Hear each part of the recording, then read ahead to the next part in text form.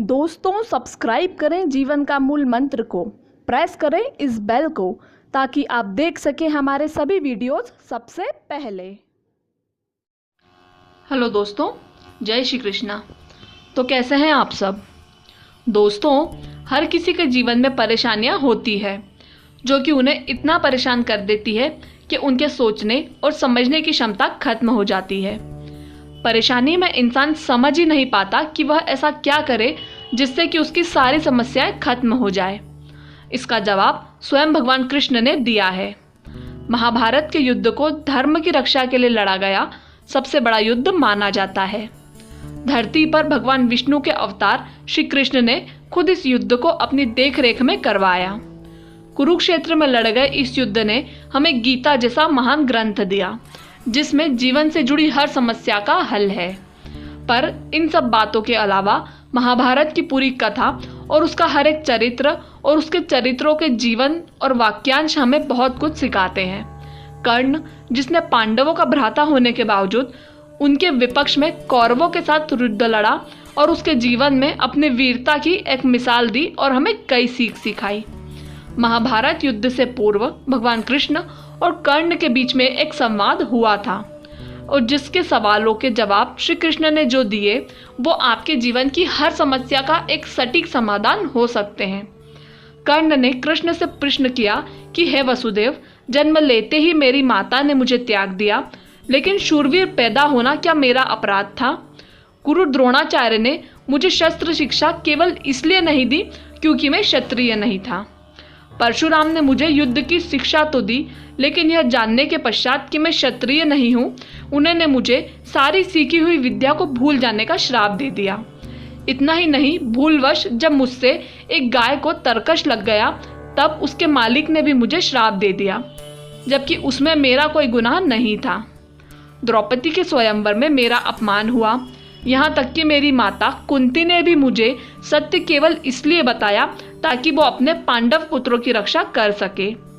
अपने जीवन में मुझे जो भी मान सम्मान और वैभव मिला वह दुर्योधन की तरफ से मिला, तो अगर मैं उसकी तरफ से युद्ध लड़ रहा हूँ तो आखिर मैं कहाँ गलत हूँ? कर्ण के इन प्रश्नों का उत्तर देते हुए श्री कृष्ण ने कहा कि हे कुंती पुत्र, कदाचित तुम्हारे साथ बुरा व्यवहार हुआ, किंतु मेरी कथा भी तुमसे कुछ अलग नहीं। मेरा जन्म एक कारागार में हुआ और जन्म से पहले ही मेरी मृत्यु तय कर दी गई।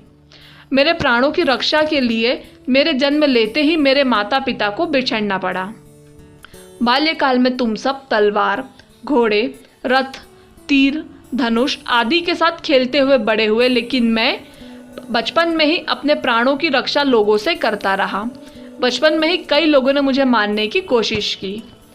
तुमने जिस कन्या से प्रेम किया उसी से विवाह किया, किंतु मैं अपने प्रेम के साथ विवाह तक नहीं कर पाया, बल्कि मुझे उन सभी गोपियों के साथ विवाह करना पड़ा जो मुझसे विवाह करना चाहती थी, जिन्हें मैंने राक्षसों की कैद से मुक्त कराया।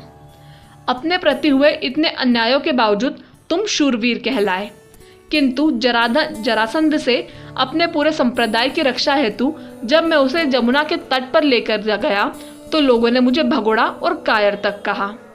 अगर दुर्योधन इस युद्ध में जीत गया तो अवश्य ही तुम्हें इसका बहुत बड़ा श्रेय मिलेगा, किंतु युधिष्ठिर के युद्ध जीत जाने के पश्चात मुझे क्या मिलेगा?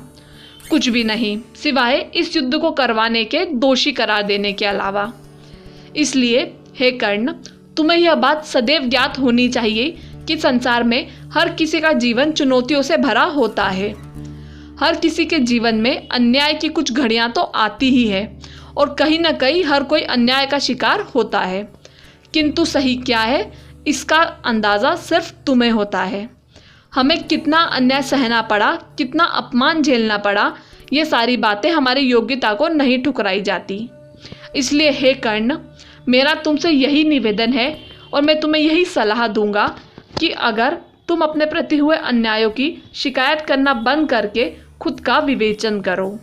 जीवन में भले ही तुम्हारे साथ अन्याय किया हो, किंतु अगर तुम अधर्म की राह पर चलोगे तो यह अज्ञान ही होगा। यह कभी मत भूलो कि अधर्म हर स्थिति में केवल और केवल विनाश का मार्ग बनता है।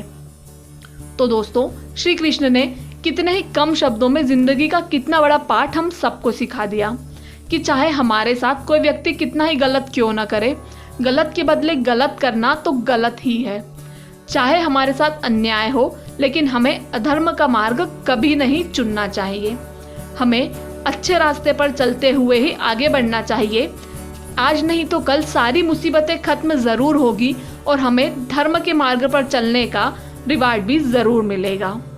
तो दोस्तों, ये थी श्री कृष्ण की बताई एक बहुत ही रोचक बात।